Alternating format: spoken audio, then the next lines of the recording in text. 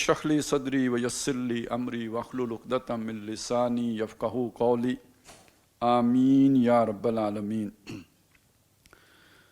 ہم سورہ تحریم کا مطالعہ شروع کر چکے ہیں پچھلی نشست سے۔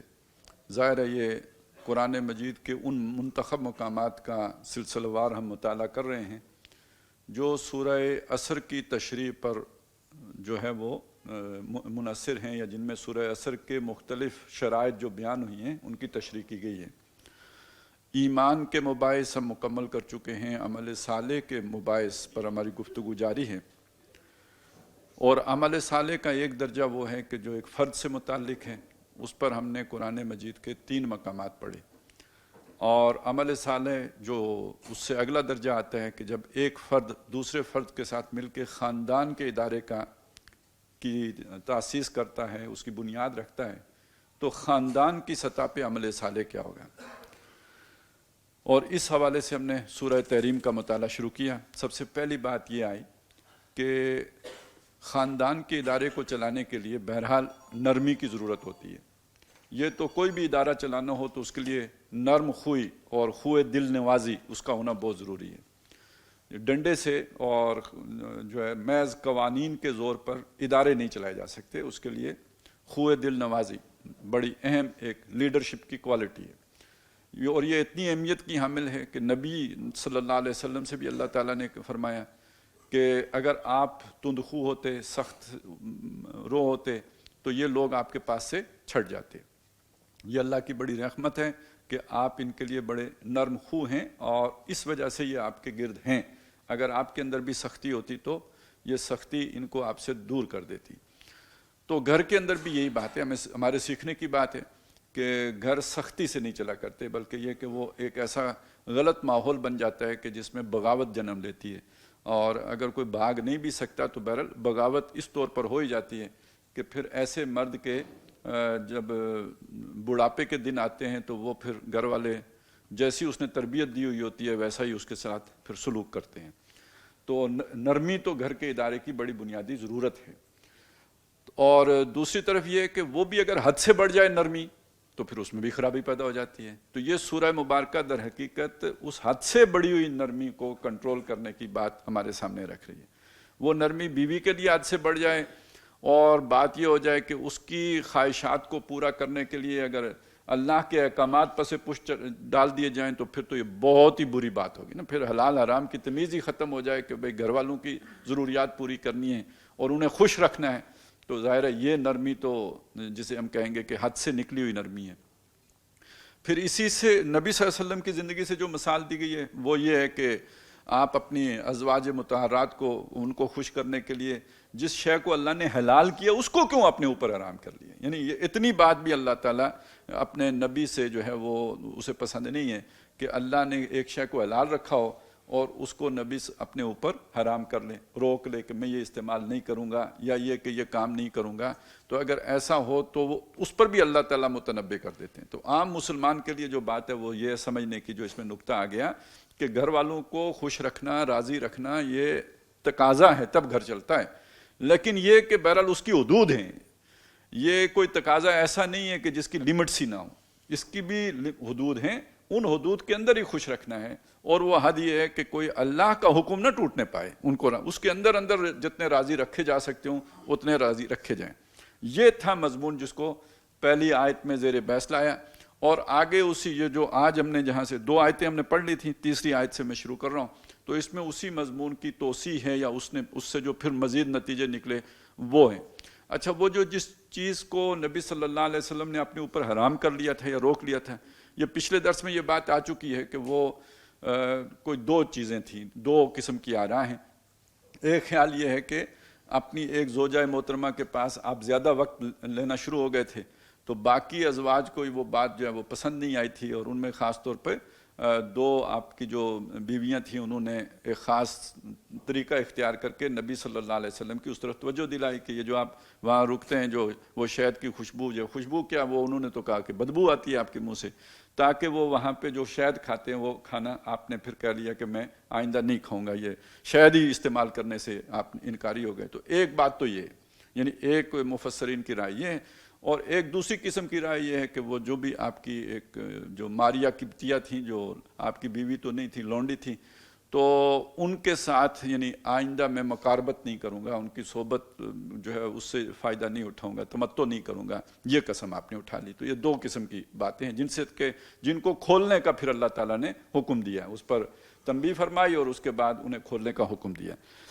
اب انہی دو بات، یہ جب حضور نے یہ فیصلہ کیا تو ظاہر ہے اپنی بیویوں میں سے کسی کو بتایا، یہ باہر جا کے کہنے کی بات تو نہیں تھی، مسجد نبوی میں اس کا اعلان کرنے کی تو ضرورت نہیں تھی، گھر کے اندر ہی بتایا، اور بتایا انہی کو کہ جنہوں نے وہ اس پر اعتراض کیا تھا یا آبجیکشن کی تھی، یا آپ اسے کہیں کہ جس پر احتجاج کیا تھا، تو انہی کو بتایا کہ یہی خیال ہے کہ وہ یا تو یہ بات تھی کہ بھائی میں شاید نہیں کھاؤں گا، اور ساتھ حضور نے بتایا تھا کسی اور کو نہیں بتانا، یا یہ کہ میں ماریہ قبطیہ کے پاس آئندہ بعد نہیں جایا کروں گا۔ تو یہ بات بتا دی ایک بیوی کو، ساتھ یہ بتا دیا کہ کسی اور کو نہیں بتانا ہے، لیکن چونکہ اس معاملے میں دونوں کا ایکا تھا، لہذا جب انہیں یہ بات معلوم ہوئی تو انہوں نے دوسری جو خاتون ان کی جو سوکن تھیں یا جو بھی دوسری نبی صلی اللہ علیہ وسلم کی زوجہ محترمہ تھی ان کو بتا دیا کہ حضور صلی اللہ علیہ وسلم نے یہ فیصلہ کر لیا، یعنی ہماری جو مہم تھی یا ہمارا جو منصوبہ تھا وہ کامیاب ہو گیا، اور حضور صلی اللہ علیہ وسلم نے اس کے بارے میں یہ فیصلہ کر لیا۔ اب یہ وہ شے ہے کہ جو گھر کے ادارے کے ایک اور جو قدر ہے اس کو ڈھا دینے والی ہے۔ وہ قدر کیا ہے کہ میاں بیوی کے اعتماد کا تقاضا یہ ہے کہ راز راز رہے، راز کھلے نہ، اور اگر خاوند اپنی بیوی کا کوئی راز افشا کرتا ہے اس سے برا خاوند کوئی نہیں ہے۔ تو بیوی تو خیر ہے ہی نا حافظات للغیب، اس کے لیے تو یہ وصف بیان کیا گیا ہے کہ وہ پیٹھ پیچھے اس کے رازوں کی حفاظت کرنے والی ہے، رازوں کی، امانتوں کی، جو بھی اس کے پاس اس کا سامان ہے، مال ہے، جو بھی ہے اس کی وہ حفاظت کرنے والی ہے۔ اب جب یہ جو لائف پارٹنر ہے ان میں سے کوئی کسی دوسرے کا راز افشا کر دے، جس نیت سے بھی کرے، تو یہ گویا خاندان کے ادارے میں بہت بڑی دراڑ پڑ سکتی ہے، اس سے بڑی تباہی، وہ اعتماد رخصت ہو جاتا ہے۔ تو آپ اگر اپنے گھر میں بھی جا کے ایک راز کی بات کہنے کے قابل نہ رہیں تو پھر کہاں جا کے سر پیٹیں گے؟ تو گویا اس گھر کا جو ایک فضا چاہیے، جو اعتماد چاہیے، وہ رخصت ہو جائے گا۔ اچھا یہاں یہ بات اب سمجھ لیجئے، یہ کیا بات، اس کی کوئی قانونی حیثیت نہیں ہوگی۔ آپ کی بیوی نے آپ کا کوئی راز افشا کر دیا تو کیا قاضی اسے 15 کوڑے مارنے کی سزا دے گا؟ ایسا تو کچھ بھی نہیں ہوگا۔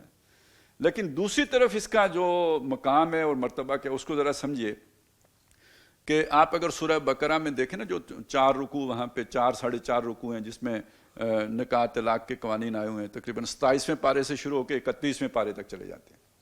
اس میں بار بار ایک بات آئی ہے کہ یہ جو میاں بیوی جو طلاق، ویسے تو اکٹھے رہیں لیکن طلاق دینے کی نوبت کب آئے گی، یہ ایک دوسرے کو وہ جو ہے نا مہر کب چھوڑ دے، یہ وہ اس طرح کی جو چیزیں آئی ہیں، تو اس میں یہ بات آئی ہے کہ اگر انہیں اندیشہ ہو کہ وہ اللہ کی حدود کو قائم نہیں رکھ سکیں گے، پہلے تو یہ کہا اگر تم طلاق دے دو تو یہ تمہارے لیے جائز نہیں ہے، ان تاخذوا مما آتیتموہن شیئا، کہ جو کچھ تم نے ان کو دیا ہے اس میں سے کوئی شے بھی واپس لو، یہ جائز نہیں ہے، الا ان یخافا اللہ یقیما حدود اللہ، سوائے اس کے کہ تمہیں یہ ڈر ہو، خوف ہو، اندیشہ ہو کہ تم اللہ کی حدود کو قائم نہیں رکھ سکو گے، یعنی اس صورت میں جو کچھ دیا ہے وہ اس میں سے کچھ واپس لے سکتے ہو۔ اگر وہ کیسے لوگے وہ آگے آ جاتے ہیں۔ فَإِنْ خِفْتُمْ اللہ یقیما حدود اللہ، اگر تمہیں ڈر ہو کہ تم اللہ کی حدود، اب یہ مسلمانوں سے کہا، یعنی معاشرے کو، ان کے بڑوں کو، کہ اگر تمہیں لگتا ہے کہ یہ دونوں میاں بیوی اللہ کی حدود کو قائم نہیں رکھ سکیں گے، فَلَا جُنَاحَ عَلَيْهِمَا، تو ان دو پر کوئی گناہ نہیں ہے، فی مفتدت بے، کہ وہ جو خاتون ہے جو کچھ اس نے لیا ہوا ہے اس میں سے کچھ فدیہ دے کے جان چھڑا لے، خلا لے لے، طلاق لے لے۔ اب اس پہ کون، پھر آگے جا کے دوبارہ یہ بات آتی ہے، طلاق ہو گئی، فَإِن طَلَّقَهَا، طلاق ہو گئی، فَلَا تَحِلُّ لَهُ، اب وہ اس کے بعد حلال نہیں رہی، مِن بَعْدُ حَتَّى تَنكِحَ زَوْجًا غَيْرَهُ، جب تک کہ وہ کسی اور مرد سے شادی نہ کرے، اور فَإِن طَلَّقَهَا، وہ بھی اسے طلاق دے دیتا ہے، وہاں بھی نہیں بنی، یہ نہیں کہ پہلے ہی سے میچ فکس کیا ہوا ہو، نہیں، یہ تو یہ اللہ کی حدود سے کھیلنا ہے۔ وہاں اس کا نکاح ہوا تھا، جیسے پہلے کے ساتھ نکاح ہوا ایسے ہی دوسرے کے ساتھ نکاح ہو گیا، وہاں بھی گڑبڑ ہو گئی اور اس نے بھی طلاق دے دی یا مر گیا وہ، اور اس کے بعد فلا جناح علیہما، وہ جو پہلے میاں بیوی تھے ان پر کوئی گناہ نہیں ہے کہ وہ ان یتراجعا، کہ وہ ایک دوسرے کی طرف مراجعت کر لیں، واپس میاں بیوی بن جائیں، اگر انہیں یقین ہو، ان ظنا ان یقیما حدود اللہ، اگر انہیں یقین ہو کہ وہ اللہ کی حدود کو قائم رکھ سکیں گے۔ اب یہ کون سی حدود ہیں؟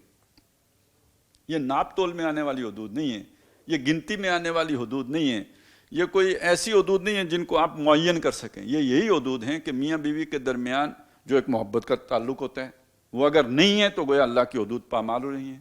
میاں بیوی کے درمیان جو ایک اعتماد کا رشتہ ہوتا ہے، وہ اعتماد کا رشتہ اگر نہیں ہے تو اللہ کی حدود پامال ہو رہی ہیں۔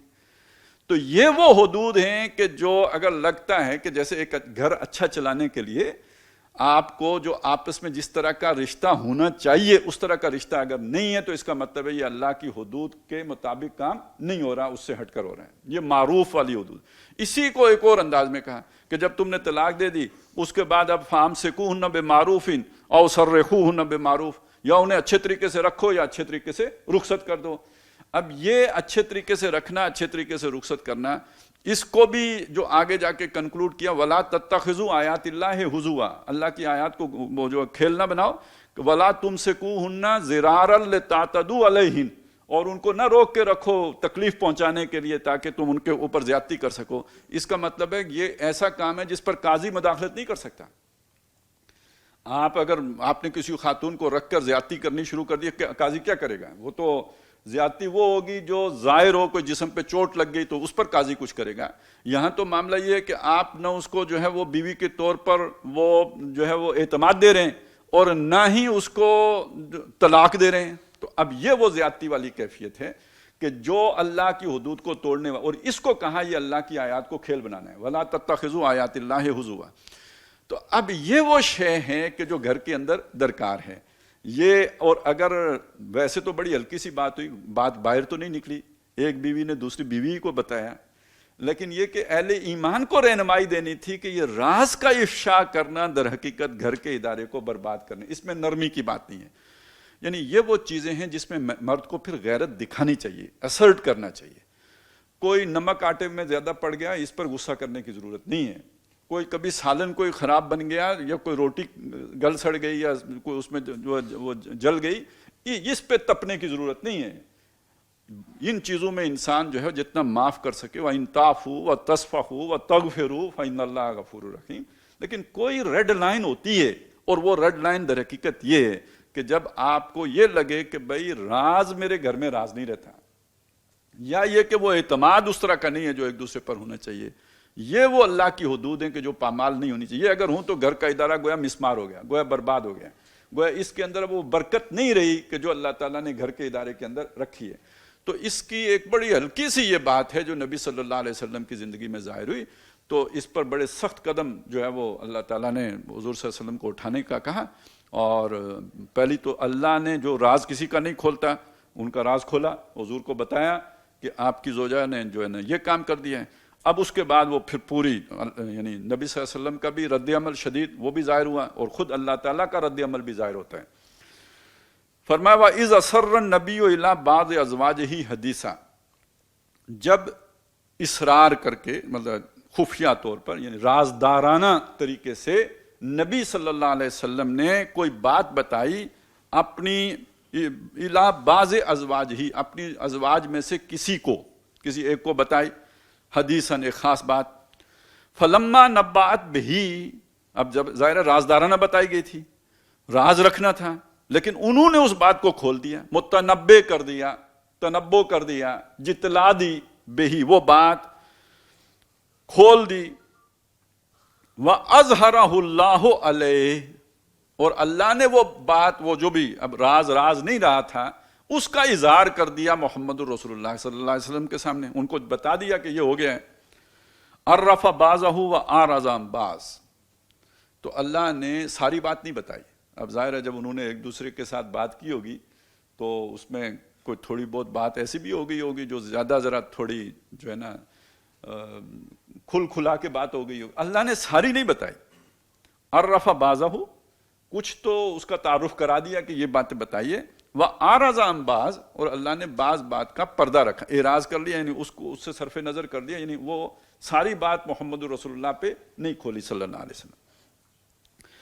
اب جب حضور کو معلوم ہوا تو حضور نے جا کے گھر ذکر کیا، انہیں زوجہ محترمہ سے ذکر کیا. فلما نبأہا بہی، تو جب حضور نے جا کے ان کو یہ بات جتلائی کہ آپ نے میں نے آپ کو ایک راز بتایا تھا اور آپ نے وہ راز نہیں رکھا. قالت، انہوں نے آگے سے تنک کے پوچھا، من انبأک ھذا، آپ کو یہ کس نے بتایا؟ اب یہاں پہ ایک اور بڑا اہم ایشو ہے، اس کو سمجھ لیجئے. پہلی بات تو یہ ہے کہ جب آدمی سے کوئی غلطی ہو تو پہلا شرافت کا کام تو یہ ہے نا کہ وہ اپنی غلطی کا اعتراف کرے، بجائے اس کے کہ آگے سے پوچھے کہ جی آپ کو کیسے پتہ چلا کہ میں نے چوری کی ہے. بھئی جب میرا پتہ لگ گیا کہ میں نے کوئی چوری کی ہے تو پہلا مسئلہ تو یہ ہے کہ میں مانوں کہ میں نے چوری کی ہے. یہ تو بعد کی بات ہے کہ آپ کو پتہ کیسے چلا. تو جب یہ بات ماننے کے بجائے میں یہ کہنے پہ آ جاؤں کہ جناب آپ کو پتہ کیسے چلا، تو یہ در حقیقت اپنی غلطی کا اعتراف یا اپنی غلطی پہ شرمندگی یا اپنی غلطی پہ ندامت نہ ہونے کی سب سے بڑی علامت ہے. تو یہ ایک اس میں جو ہے وہ کمی جو ہے سامنے آئی.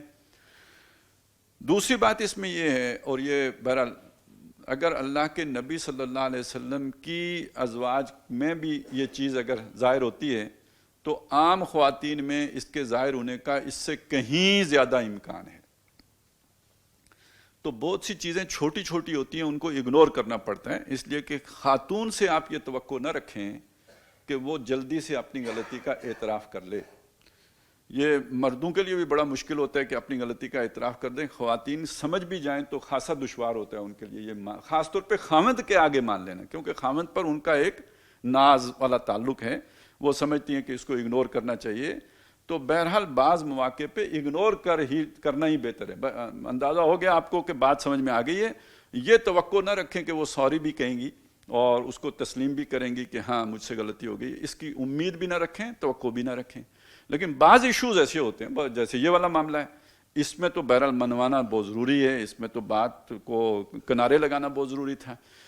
تو دونوں باتیں ذہن میں، یہ نہیں کہ ہر ایشو کو لے کے بیٹھیں گے. تو اس میں بھی اللہ کے نبی صلی اللہ علیہ وسلم کی ایک رہنمائی موجود ہے کہ یہ جو عورتیں ہیں یہ ٹیڑھی پسلی کی مانند ہیں. تو اگر انہیں پورا سیدھا کرنے کی کوشش کرو گے تو یہ ٹوٹ تو جائیں گی، سیدھی نہیں ہوں گی. تھوڑا بہت ٹیڑھ. اچھا یہ ویسے تو اللہ کے نبی نے صلی اللہ علیہ وسلم عورتوں کے بارے میں یہ بات کی، یہ اکثر و بیشتر مردوں کے ساتھ بھی ہوتا ہے. آپ کو کسی بندے کو پرفیکٹ تو نہیں بنا سکتے، وہ آپ کا تعلق اس سے ٹوٹ جائے گا، منقطع ہو جائے گا، وہ پوری طرح تو سیدھا نہیں ہو سکتا. تو اسی طرح کا بہرحال اس سے زیادہ معاملہ خواتین کا ہے کہ وہ آپ سمجھیں کہ وہ پوری سیدھی ہو جائیں تو نہیں، کچھ نہ کچھ آپ کو گزارا کرنا پڑے گا. یہی بات ہے جو سورہ تغابن میں آئی ہے، ان تعفوا وتصفحوا وتغفروا، اگر تم جو ہے وہ معاف کر دو، اگر تم جو ہے وہ ڈھانپ دو ان کی بات کو، پردہ ڈال دو، مٹی پا دو، اور یہ کہ اس سے نظریں پھیر لو، تو اللہ بھی تو تمہارے ساتھ یہی کرتا رہتا ہے نا. تمہارے کتنے کاموں سے جو ہے وہ صرف نظر کر لیتے ہیں. ابھی یہ دیکھیں نا، ساری بات نہیں بتائی حضور کو. عام طور پہ تو جب بندہ کسی کی شکایت لگاتا ہے تو اس میں بڑھا چڑھا کے مبالغہ کر کے مرچ مسالہ لگا کے، انسان تو یہ کام کرتے ہیں.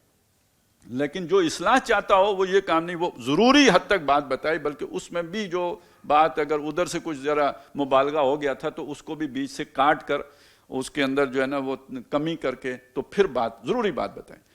تو اس اعتبار سے یہ رویہ گھر والوں کے ساتھ ہونا چاہیے، وہ نرمی والی شے ہونی چاہیے کہ ان تعفوا وتصفحوا وتغفروا.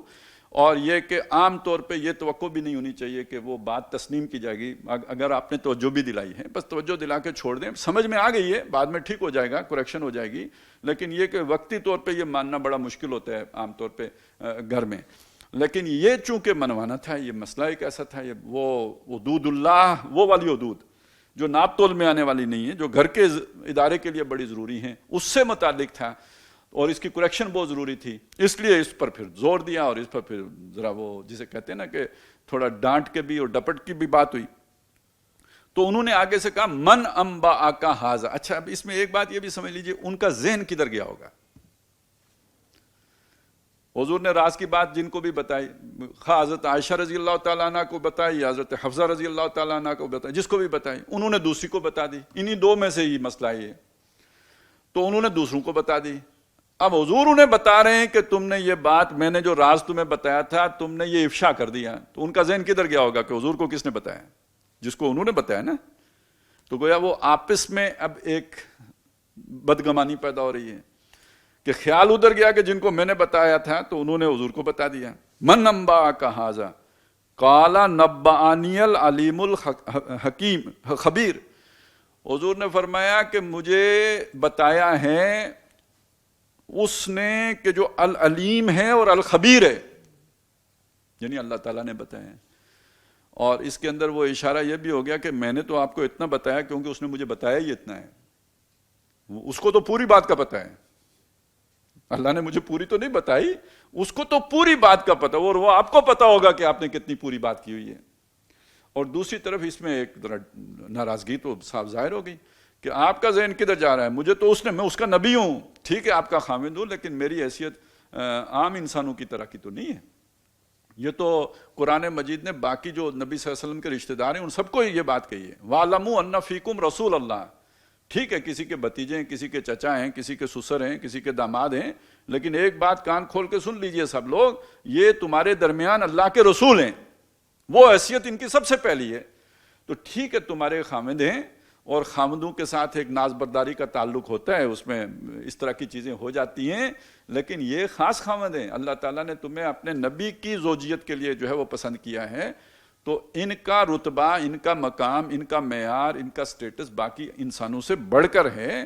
تو مجھے تو خبر دی ہے العلیم اور الخبیر نے، نبأنی العلیم الخبیر. ان تتوبا الی اللہ، اگر تم، اب دیکھیے یہ راز کا معاملہ افشا ہوا تو توبہ کس کی جناب میں کرنی ہے؟ اللہ کی جناب میں. تو یعنی یہ راز کھول دینا کوئی معمولی بات نہیں ہے کہ جو بڑا آسانی سے کھل جائے اور باتیں ادھر سے ادھر ہو جائیں. یہ اللہ کے سامنے ایک بڑا گناہ ہے، اللہ کے ہاں اس کا حساب ہوگا. تو وَإِن تَتُوبَا، اگر تم دونوں توبہ کرو، رجوع کرو، پلٹو الی اللہ، اللہ کی طرف، فَقَدْ صَغَتْ قُلُوبُكُمَا، تو تمہارے دل مائل ہو چکے ہیں. ویسے اس کا بعض لوگوں نے ترجمہ ٹیڑھے ہو چکے ہیں بھی کیا ہے، اور یہ دونوں ترجمے کرنے کی گنجائش ہے. یعنی لغت کے اعتبار سے یہ جو صغت کا لفظ آتا ہے یہ دل کا کج ہونا، ٹیڑھا ہونا اس کے لیے بھی آتا ہے، اور دل کا مائل ہونا اس کے لیے بھی آتا ہے. مائل ہونے کے لیے سورہ انعام میں آیا ہے، وہ جو میں نے تو بہت دفعہ یہ آیات سنائی ہیں کہ ان الشیاطین لا یوحون الی اولیاءہم لیجادلوکم. یہ جو شیاطین ہیں یہ اپنے دوستوں کی طرف جو ہے وہ وحی کرتے ہیں، وہ تاکہ وہ تمہارے ساتھ جھگڑا کریں، آرگومنٹ بلڈ کریں. اسی رکوع کے شروع میں، یہ تو آخر میں جا کے یہ بات آتی ہے، اس کے شروع میں وہ پورا اللہ تعالیٰ نے کہا کہ جو بھی نبی آتا ہے، رسول آتا ہے، اس کے ساتھ میں اس کے دشمن عدوًا شیاطین الجن والانس کھڑے کر دے، جن اور انسوں میں سے اس کے دشمن کھڑے کر دیتا ہوں. یہ خیر و شر کا مقابلہ ہوتا ہے، اسی سے تو پھر جوہر نکھرتے ہیں. شیاطین الجن والانس یوحی بعضهم الی بعض، یہ ایک دوسرے کی طرف وحی کرتے ہیں. یعنی وہ شیاطین ان انسانوں کی طرف وحی کر رہے ہوتے ہیں، ان کی طرف اپنا جو ہے پیغام ان کے کانوں میں ڈال رہے ہوتے ہیں یا ان کے دماغوں میں اتار رہے ہوتے ہیں. اور یہ جو پیغام ہوتا ہے یہ زخرف القول غرورا ہوتا ہے. بات ہوتی ہے بڑی سنہری، بڑی چکنی چپڑی، بڑی لچھے دار، بڑی من موہنے والی. یوجب قولہ فی الحیات الدنیا، اس کی بات دنیا کی زندگی میں بڑی مزیدار معلوم ہوتی ہے. اب یہ شاعری ہو رہی ہے، بڑی اچھی شاعری ہو رہی ہے تو دل تو لبھاتی ہے، کانوں میں رس گھولتی ہے. اسی طرح بعض لوگوں کی تقریریں بڑی مزیدار ہوتی ہیں، وہ بندہ کہتا ہے ساری رات بولتے رہے، بندہ بیٹھا سنتا رہے. تو بڑی خوبصورت باتیں، حاصل موصول کچھ بھی نہیں. صبح اٹھ کے جائیں تو پتہ نہیں کیا بات بہت اچھی ہوئی ہے، بڑا مزہ آیا، بڑے بیٹھے رہے، لیکن یہ کہ اس کی ہدایت کیا تھی، رہنمائی کیا تھی، وہ کچھ بھی معلوم نہیں ہوگا. تو یہ اس طرح کی کچھ ایک وہ جو ہے وہ کرتے ہیں زخرف القول غرورا، وہ ایک دوسرے کی طرف وہی کرتے ہیں. آگے الفاظ ہیں لِتَصْغَىٰ إِلَيْهِمْ أَفْئِدَةُ الَّذِينَ لَا يُؤْمِنُونَ بِالْآخِرَةِ، تاکہ اب یہ تصغیٰ مائل ہو جائیں ان لوگوں کی طرف، وہ خوبصورت باتوں کی طرف، ان لوگوں کے دل جو آخرت پر ایمان نہیں رکھتے. تو اب یہاں تصغیٰ کا جو صیغہ آیا ہے مائل ہونے کے لیے آیا ہے، دل کا راغب ہو جانا، دل کا مائل ہو جانا. اب آپ اپنے اوپر سوچ لیجئے، اللہ کے نبی کی بیویاں ہیں، چن کے اللہ نے دی ہیں، اس وقت کے اہل ایمان میں سے چن کے اپنے نبی کی صحبت کے لیے وہ خواتین پسند کی ہیں. اب یہ سمجھنا کہ ان کے دل ٹیڑھے ہو گئے، یہ بہت دور کی کوڑی لانے کی بات ہے. اس کی نسبت یہ بات بہت آسان ہے. یہ اب میں آپ کے سامنے رکھوں نا کہ جیسے میں نے پہلے آپ کو بتایا کہ بات سمجھ میں آ جاتی ہے، لیکن جو میاں بیوی کا تعلق ہے اس میں وہ جو ناز والا عنصر ہے وہ مانع ہو جاتا ہے اس کو قبول کرنے سے، تو اس میں پھر اس طرح کی کیفیت ہو جاتی ہے کہ دل تو مان رہا ہوتا ہے کہ میری غلطی ہے، وہ بات آدمی زبان سے تسلیم کرنے کے لیے تیار نہیں ہوتا اپنے اس خاص تعلق کی وجہ سے۔ یہ بات ہے جسے نبی اکرم صلی اللہ علیہ وسلم سے کہلوایا گیا کہ اب اگر یہ تو چونکہ ایشو ایسا ہے کہ جسے اگنور نہیں کیا جا سکتا، آپ کو باقاعدہ توبہ کرنی پڑے گی، آپ کو باقاعدہ اس پر رجوع کرنا پڑے گا شعوری طور پر۔ دل آپ کا مان چکا ہے، آپ کو اپنی غلطی کا احساس ہو چکا ہے، دل میں وہ شرمندگی اور ندامت کی کیفیت پیدا ہو چکی ہے۔ ویسے بھی توبہ کی شرائط جو ہیں وہ کیا ہیں؟ پہلی بات یہ ہے کہ آپ کو جو بھی آپ نے غلط کام کیا اس کا ایک احساس ہو، اپنی غلطی کا احساس، اس پہ ایک شرمندگی، اس پہ ایک ندامت ہو، اس کے بعد اس کو چھوڑنے کا ارادہ ہو، پھر بالفعل آپ اسے چھوڑ بھی دیں۔ یہی تین شرائط ہیں نا۔ تو پہلی شے کیا ہے؟ آپ کے دل میں احساس کا پیدا ہونا۔ تو آپ کے دل میں وہ احساس تو پیدا ہو چکا کہ ہم سے غلطی ہو گئی، مجھ سے غلطی ہو گئی۔ اب اگلی بات یہ ہے کہ اب اس کا اظہار بھی ہونا چاہیے۔ وہ اظہار یہ ہوگا کہ آئندہ یہ کام نہیں ہوگا، اس سے پلٹ بھی آنا اور آئندہ نہ کرنے کا عہد بھی باقاعدہ کر لینا۔ یہ تجدید عہد اس کی ضرورت، یہ ہے توبہ۔ تو دل آپ کا مان چکا ہے، یعنی توبہ کا ایک درجہ، ایک پہلو، ایک قدم تو اٹھایا جا چکا ہے کہ دل تسلیم کر چکا۔ اب اس کا اظہار بھی درکار ہے۔ عام حالات میں اظہار کی ضرورت نہیں ہے۔ اگر آپ کو یہ سمجھ آ گئی کہ بیوی کو بات سمجھ آ گئی ہے، دل میں شرمندگی پیدا ہو گئی ہے، زبان پر اس کے اظہار کی ضرورت نہیں ہے، یہ کوشش نہ کریں، وہ پسلی ٹوٹ جائے گی، سیدھی نہیں ہوگی۔ لیکن یہ والا ایشو ایسا ہے کہ جس میں یہ آخری حد تک اس کو لے کے جانا ہے، زبان سے بھی اس کا اظہار ہونا چاہیے۔ تو ان تتوبا الی اللہ فقد صغت قلوبکما وان تظاہرا علیہ۔ اب یہ تظاہر، یہ وہی اظہار سے اور ظہر سے یہ بنا ہے کہ جو جسے اب ہمارے ہاں ایک لفظ استعمال ہوتا ہے مظاہرہ کرنا۔ آج کل مظاہرے بہت ہو رہے ہیں، تو اصل میں تو مظاہرہ یوں سمجھیے کہ کسی کے مقابلے پر سینہ تان لینا، آ کے خم ٹھونک کے میدان میں کھڑے ہو جانا۔ اچھا، یہ ہماری پہاڑی میں تو ہے، پتہ نہیں پٹھواری پنجابی میں ہے یا نہیں ہے، کہ کسی کی مخالفت پر جب یہ ایک اردو میں تو ہے نا خم ٹھونک لینا یا کمر کس لینا، تو یہاں ہمارے ہاں ایک اور ہے کہ ان کنڈی جوڑی کی نیا، یعنی دو آدمی ہیں وہ آپس میں انہوں نے ایکا کر لیا ہے، تو ہم کہتے ہیں جی ان کنڈی جوڑی کی نیا، ان کا اتحاد ہو گیا ہے، یہ کام یوں ہی کرنا ہے۔ اچھا، اس کو اگر تھوڑا سا آپ وہ اس کی یعنی پیٹھیں ملی ہوئی ہیں ان کی، تو یہ میدان جنگ کا نقشہ سامنے رکھیں، تو دو آدمی لڑ رہے ہیں کسی اور کے ساتھ، وہ زیادہ ہیں، تو خطرہ یہ ہے کوئی پیچھے سے وار نہ کر دے۔ تو دونوں نے جب پیٹھیں جوڑ لی تو اب گویا انہوں نے چاروں سائیڈیں ان کی نظروں میں آ گئی۔ اب وہ جو ہے اپنا اس پیچھے سے بے فکر ہو گیا، ہر دو جو ہے پیچھے سے بے فکر ہو گئے کہ پیچھے سے حملہ نہیں ہو سکتا۔ تو یہ تظاہرا، تم دونوں نے کمر جو جوڑ لی ہے، اور جوڑی کس کی؟ علیہ محمد الرسول اللہ کے مقابلے میں۔ اب ظاہر ہے یہ تلوار بازی نہیں ہو رہی، یہ کوئی اس طرح کا احتجاج اور مظاہرہ نہیں ہو رہا، کوئی بہت بڑا جو ہے نا سرپٹول نہیں ہو رہا، لیکن ایک بات ایسی ہے کہ جس پر باقی بیویوں سے الگ ہو کے دو بیویوں نے ایک خاص جو ہے وہ منصوبہ بنایا ہے، اس کے لیے یہ لفظ یہاں پہ استعمال ہوا۔ وَإِن تَظَاهَرَا عَلَيْهِ، اگر تم دونوں نے اپنا یہ مظاہرہ جاری رکھا، اپنی یہ پیٹھیں اسی طرح ملائے رکھی، اپنا اطاعت برقرار رکھا اور توبہ نہ کی، رجوع نہ کیا اور زبان سے نہ کیا اور تسلیم نہیں کی اپنی غلطی، فَإِنَّ اللَّهَ هُوَ مَوْلَاهُ، ادھر بھی تو کسی نے کنڈ جوڑی ہوئی ہے نا، اس کے ساتھ بھی تو کوئی ہے نا، تو اس کا مولا کون ہے؟ مددگار کون ہے؟ حمایتی کون ہے؟ پشت پناہ کون ہے؟ فَإِنَّ اللَّهَ هُوَ مَوْلَاهُ۔ تو پہلی بات تو یہ نوٹ کرو کہ اللہ ہے محمد الرسول اللہ کے ساتھی، ادھر سے پھر وہ تمہارے مقابلے پر ہے، تمہارا مقابلہ صرف پھر محمد الرسول اللہ سے نہیں ہوگا، پھر اللہ سے بھی تمہارا مقابلہ ہے۔ وَجِبْرِيلُ، اور جبریل بھی ان کے ساتھ ہیں۔ اور اگلی بات تو کمال کی، وَالصَّالِحُ الْمُؤْمِنِينَ، ایمان والوں میں سے جو صالح تمام اہل ایمان ظاہر ہے جو حضور کے قریب ترین ساتھی ہیں، وہ بھی محمد رسول اللہ کے ساتھ ہیں۔ اب اس میں اصل بات کیا ہے کہ تمہارے والدین کا جو خاص تعلق ہے محمد رسول اللہ کے ساتھ، اس کی بنیاد پر تم یہ سمجھتی ہو نا کہ باقی بیویوں کی نسبت تمہاری حیثیت خاص ہے۔ اب ابو بکر صدیق رضی اللہ تعالیٰ عنہ، ان کی بیٹی ہیں حضرت عائشہ، حضرت عمر ہیں رضی اللہ تعالیٰ عنہ، یہ تو حضور کے خاص الخاص ہیں نا۔ ایک غار جو یار ہے، غار کا جو ہے وہ یار غار، اور دوسرے یہ کہ اگر میرے بعد کوئی نبی ہوتا تو عمر ہوتا، یہ ان کا سٹیٹس ہے۔ تو ان کی بیٹی ہیں حضرت حفصہ، تو اب یہ اس وجہ سے سمجھتی ہیں کہ ہماری جو ایک مقام ہے، مرتبہ ہے، حیثیت ہے، باقیوں کی اوپر سے ہم بلند ہیں۔ تو اللہ نے ان کو تسلی کرائی کہ تمہارے جو والد ہیں یہ بھی ان کی طرف ہیں، تمہاری طرف نہیں ہیں۔ یہ حضرت ابو بکر کون ہے؟ غزوہ بدر میں ان کا بیٹا آ گیا نا مقابلے میں، بعد میں وہ ایمان لے آئے بیٹے، تو انہوں نے کہا کہ ابا جی آپ غزوہ بدر میں میرے سامنے آ گئے تھے، میری تلوار کی زد میں آ گئے تھے، میں نے بروقت پہچان لیا اور تلوار روک لی۔ تو والد نے کہا کہ بیٹا تم کفر کے لیے لڑ رہے تھے اس لیے تم نے تلوار روک لی، خدا کی قسم اگر میری تلوار کی زد میں آئے ہوتے تو میں کبھی نہ روکتا۔ حالانکہ عام طور پہ دنیا میں معاملہ اس سے الٹ ہوتا ہے، باپ جو ہے وہ زیادہ اولاد کے لیے رحم دل اور شفیق ہوتا ہے، اولاد کے اندر اتنی رافت و شفقت نہیں ہوتی والدین کے لیے جتنی کہ والدین کے دلوں میں اولاد کے لیے ہوتی ہے۔ یہاں پہ کفر کے لیے لڑنے والا بیٹا باپ کو پہچان کے تلوار روک لیتا ہے، اسلام کے لیے لڑنے والا باپ کہتا ہے اگر میری تلوار کی زد میں آئے ہوتے تو نہ بچتے۔ تو جو اپنے بیٹے کو قتل کرنے سے جو نہ چوکتا تو وہ اپنی بیٹی کی حمایت میں محمد رسول اللہ کے مقابلے میں کھڑا ہوتا ہے۔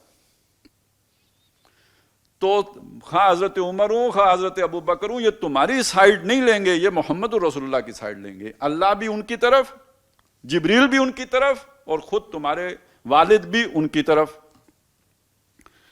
والملائکۃ بعد ذلک ظہیر، اور جتنے بھی فرشتے ہیں اس کے بعد وہ بھی سارے کے سارے انہی کے مددگار۔ اب یہ ذرا بتایا کہ ذرا اندازہ لگاؤ کہ اس طرف کی طاقت کا اندازہ کرو پھر۔ اور بنیادی بات یہی ہے کہ اس میں جو سمجھائی گئی ہے بات کہ جو راز ہے اس کی اہمیت کیا ہے، اور اگر وہ افشا ہو جاتا ہے تو پھر اس پر باقاعدہ یہ بات تسلیم ہونی چاہیے کہ مجھ سے غلطی ہوئی ہے، تب ہی وہ ایگریمنٹ آگے چلے گا، وگرنہ یہ کہ وہ جو کانٹریکٹ ہوا تھا یہ وہ حدود اللہ ہیں کہ جو اگر پامال ہوں، اگر اندیشہ ہو کہ یہ اللہ کی حدود کو قائم نہیں رکھ سکیں گے تو اب ان کے درمیان سیپریشن ہونی چاہیے، جدائی ہونی چاہیے۔ وہی بات آگے آ رہی ہے، عَصَىٰ رَبُّهُ إِن طَلَّقَكُنَّ، یعنی یہ چیز طلاق پر منتج ہو سکتی ہے۔ یہ وہ ریڈ ایریا ہے جس پہ اگر قدم پڑ گیا تو اگر توبہ نہیں ہوگی تو پھر جدائی تک بات جائے گی۔ تو اگر وہ نبی صلی اللہ علیہ وسلم تم کو طلاق دے دیں تو امید ہے کہ ان کا جو رب ہے اللہ تعالیٰ، یعنی وہ مددگار ہے اللہ کا ان کا، تو وہ ان یبدلہ، کہ وہ اس کو بدل کے دے دے گا، یعنی اللہ اپنے نبی کو تبدیل کر کے دے دے گا بیویاں، ازواجن بیویاں، خیرا منکن، تم سے بہتر۔ اچھا، اس کا ایک اور طریقے سے بھی آپ ترجمہ ذہن میں رکھیں کہ وہ تم سے بہتر بیویاں تبدیل کر کے دے، اب اس تبدیلی کا مطلب کیا ہوگا؟ اس وقت اس معاشرے میں سب سے اچھی عورتیں تم ہو جو اللہ کے نبی کی زوجیت میں ہو، لیکن یہ نہ سمجھو کہ کسی دوسری خاتون کو اللہ تم سے بہتر بنا نہیں سکتا، اس کے اندر وہ قابلیتیں پیدا نہیں کر سکتا، ان کو اچھا نہیں کر سکتا۔ آج اگر ان میں وہ قابلیتیں نہیں بھی ہیں تو اللہ پیدا کر سکتا ہے اپنے نبی کی خاطر، ان کو تم سے بہتر بنا کے اپنی نبی کی زوجیت میں لے آئے گا، انہیں تبدیل کر کے اور سے اور کر دے گا۔ آج وہ جو ہیں سو ہیں، لیکن یہ کہ کل اللہ تعالیٰ ان کو ان سے بہتر صورت میں تبدیل کر کے عادتوں کے اعتبار سے، ظاہر ہے ظاہری صورت تو نہیں بدلے گا لیکن جو عادات و اطوار وہ تبدیل کر کے اپنی نبی کی اچھا، اس میں بھی ایک مان توڑنا ہے۔ وہ مان ہے نا کہ ہم جو ہمیں اللہ تعالیٰ نے اپنے نبی کی زوجیت کے لیے قبول کیا ہے، پسند کیا ہے، تو ہمیں باقی ساری خواتین پر اللہ نے ایک فضیلت دی ہے۔ تو اب وہ مان بھی ٹوٹا کہ بھئی یہ اللہ کا اختیار ہے کہ وہ تمہیں تبدیل کر کے تم سے بہتر لے آئے، ان کو بہتر بنا کر لے آئے، اور وہ کیا ان کی کیا صفات ہوں، اور یہ معلوم ہوتا ہے، اس سے پتہ چلتا ہے کہ ایک مسلمان خاتون کی کیا صفات ہونی چاہیے۔ سب سے پہلے مسلماتن، یہ مسلمان، اور مسلمان بہرحال اس کا بھی آخری معنی تو یہ بنتا ہے فرما بردار ہونا، گردن جھکا دینا، اللہ کے احکامات کے تابع فرمان ہو جانا، اور لیکن جہاں مسلم کے ساتھ مومن بھی آ رہا ہو ساتھ ہی تو وہاں مسلم کا معنی ہوگا یعنی وہ جو گواہی ہے اسلام کی، کلمہ شہادت اور جو بھی ارکان اسلام ہیں ان کا پورا کرنا، یعنی قانونی تقاضا جو اسلام کا ہے وہ پورا کرنے، اور دل و جان سے پورا کرنے والی۔ مومنات ساتھ آ گیا، ایمان والیاں، یعنی دل سے اللہ پر ایمان رکھنے والیاں ہوں گی۔ قانتاتن، اب یہ کانتات کا لفظ ہے، اس کا معنی بھی ہم فرما بردار کرتے ہیں، اور فرما بردار جب اکیلا آتا ہے تو اس فرما برداری میں ہر قسم کی فرما برداری، اللہ کی، رسول کی، خامد کی، والدین کی، ساری فرما برداریاں اس میں آ جائیں گی۔ لیکن یہ کہ جب اس کے ساتھ یہ باقی الفاظ بھی آ گئے، عبادات بھی، عابداتن بھی آ گیا، مسلماتن بھی آ گیا، یہ سارے بھی آ گئے، تو اب کانتات کا ایک خاص معنی کرنا پڑے گا۔ وہ خاص معنی کیا ہے کہ یہ جو مسلمان بیویاں، نیک بیویاں ہیں، وہ والصالحات قانتات حافظات للغیب، نیک بیویاں وہ ہوتی ہیں جو اپنے خاوندوں کی فرما بردار ہوتی ہیں۔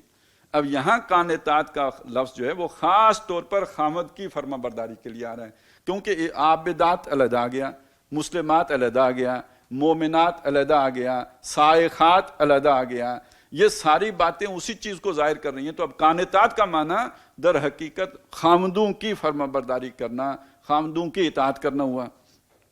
تائبات توبہ کرنے والی ہیں۔ اب یہ توبہ کرنا بھی یہاں پہ ایک وصف کے طور پہ بیان ہوا، کیوں کہ توبہ کرنے کے لیے ظاہر ہے اس میں بھی تو ایک ہمت درکار ہے۔ آپ سے غلطی ہوئی، اس غلطی کو سب سے پہلے سمجھ لینا کہ مجھ سے غلطی ہوئی، یہ پہلا قدم ہے۔ تو اس کے لیے بھی تو ایک سوچ، ذہن، سمجھ چاہیے، اس کے بغیر نہیں ہو سکتا، قابلیت چاہیے، اس کے بغیر یہ نہیں ہو سکتا۔ دوسری بات یہ کہ پھر اس کا اعتراف کر لینا برملا دوسروں کے سامنے، اس کے لیے ایک جرت چاہیے۔ یہ جرت ہر آدمی میں نہیں ہوتی، اتنی اخلاقی جرت نہیں ہوتی کہ اپنی غلطی کا آدمی اعتراف کر لے۔ تو اور پھر یہ کہ ایک پکا ارادہ کر لینا کہ آئندہ یہ کام نہیں ہوگا، جس کے لیے کردار کی پختگی چاہیے۔ تو یہ بہت بڑی قابلیت ہے جس کا یہاں پہ ذکر کیا گیا، یہ اس سے ہٹ کر ہے۔ عبادت گزار ہونا ایک علیحدہ بات ہے، لیکن توبہ پر کاربند ہونا ایک علیحدہ بات ہے۔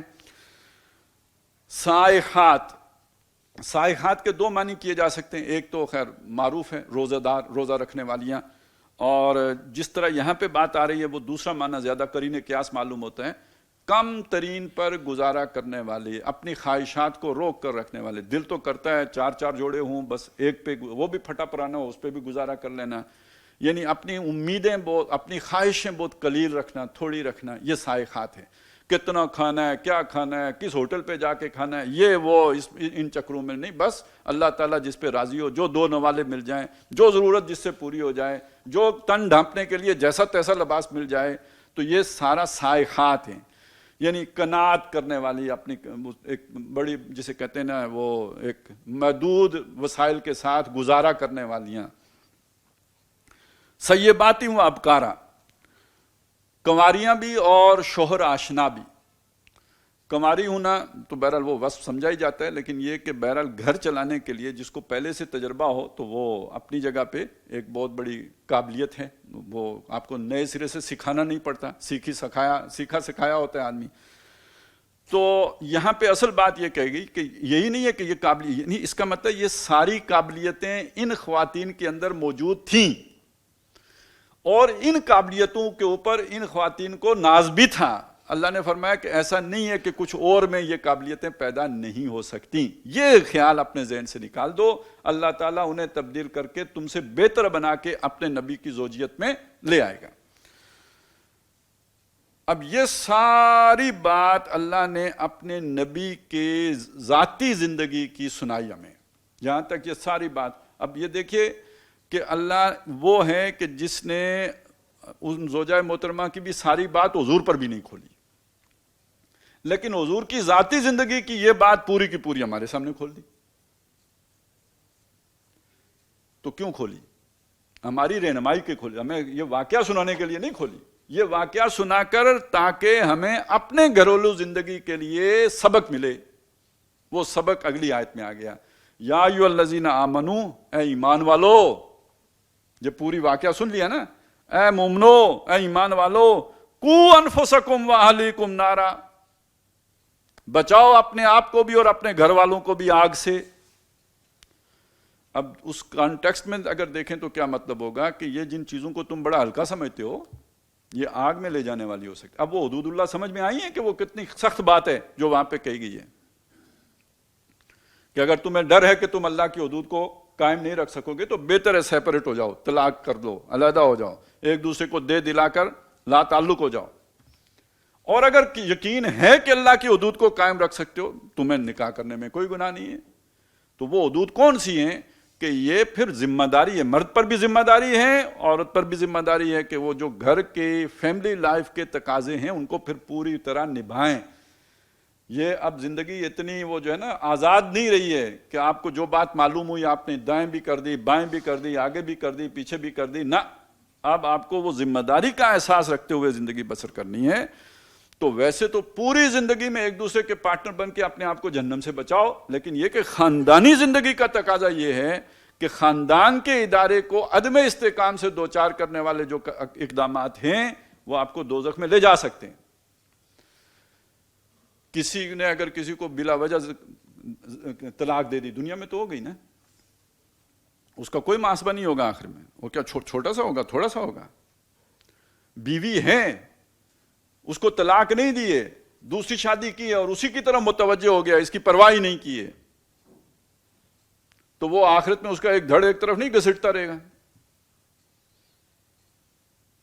اسی طرح اگر یعنی وہ اب دوسری طرف سے آئیں، اگر بیویوں کی کوئی ایسی غلطی ہے وہ جو خاص ان حدود سے متعلق ہے، تو ان پر اگر آپ پوچھ گچھ نہیں کرتے اور اس کا محاسبہ نہیں کرتے اور اس کی میں درستگی نہیں لے کے آتے، تھوڑی سختی نہیں کرتے، تو اس کا مطلب یہ ہے کہ در حقیقت آپ نے اسے دوزخ میں جانے کے لیے کھلا چھوڑ دیا ہے، اور ایک درجے میں مجرم آپ بھی ہوں گے۔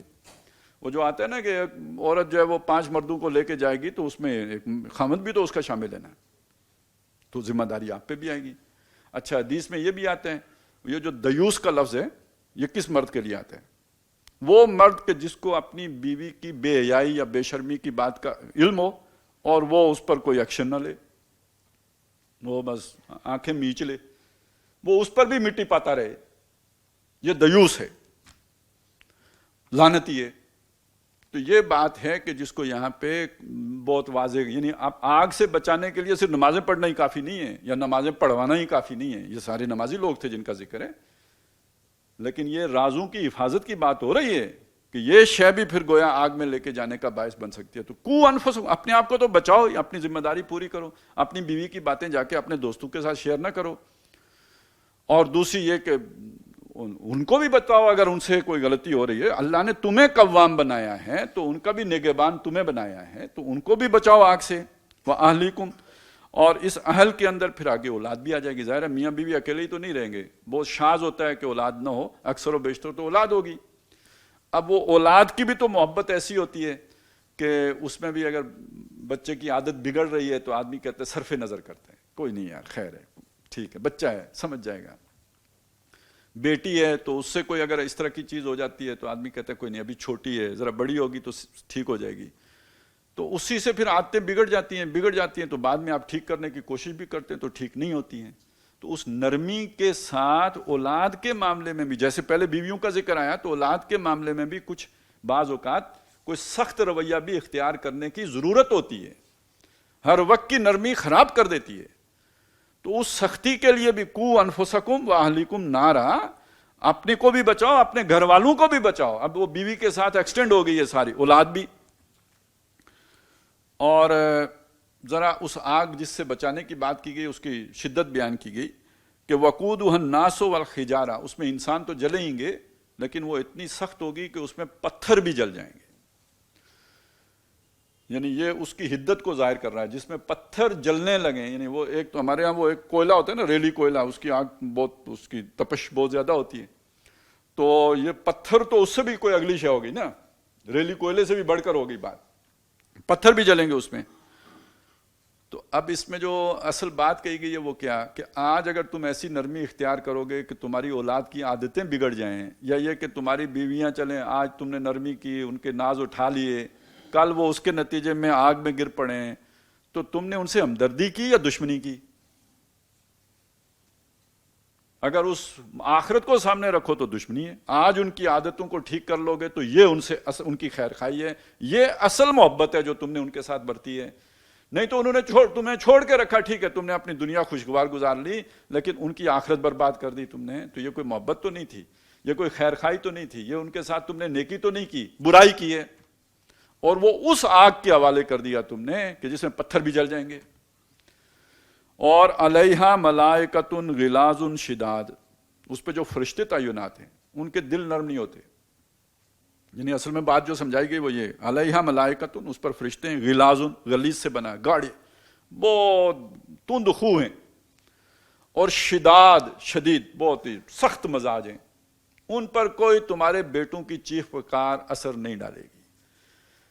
اب یہ یعنی ان کی سنوائی نہیں ہوگی، سننے والا کوئی نہیں ہوگا۔ تو آج تھوڑی سی سختی سے اگر ان کی عادتیں ٹھیک ہو سکتی ہیں تو وہ اتنے سخت مزاج فرشتوں کی تند خوئی سے محفوظ ہو جائیں گے۔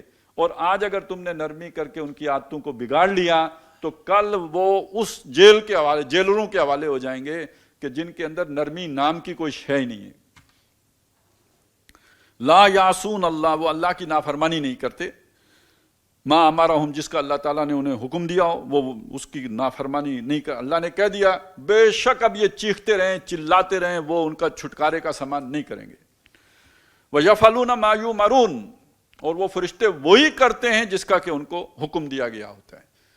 تو یہ ہمارے سامنے اس پورے واقعے کو اللہ کے نبی صلی اللہ علیہ وسلم کے ذاتی زندگی کا ایک واقعہ بیان کر کے ہمارے سامنے رہنمائی رکھی گئی ہے کہ تم اپنے گھروں کی فکر کرو۔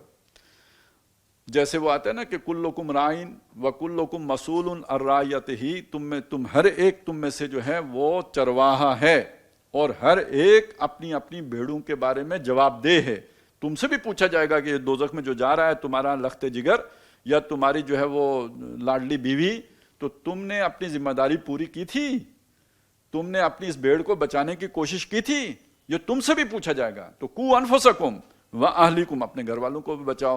تو نرمی اچھی شے ہے، محمود شے ہے، اس کے بغیر گھر نہیں چلتا، لیکن نرمی جب حد سے بڑھ جائے تو وہ پھر گھر کی تباہی کا باعث بھی بن سکتا ہے۔ دنیا کے اعتبار سے نہ بھی بنے، آخرت کے اعتبار سے ضرور بن جاتا ہے۔ تو اللہ تعالیٰ ہمیں جہاں ہمیں اور دین کی باتیں ہم نے سیکھی ہیں، سمجھی ہیں، تو وہاں گھر کو چلانے کی یہ حکیمانہ حکمتیں یہ اللہ سکھا رہے ہیں نا، وزڈم کی باتیں دانے، یہ آپ کو دنیا کی کسی یونیورسٹی میں یہ چیزیں نہیں پڑھنے کو مل سکتی، یہ اللہ نے اپنی کتاب میں ہمارے سامنے کھول کھول کر بیان کیے ہیں۔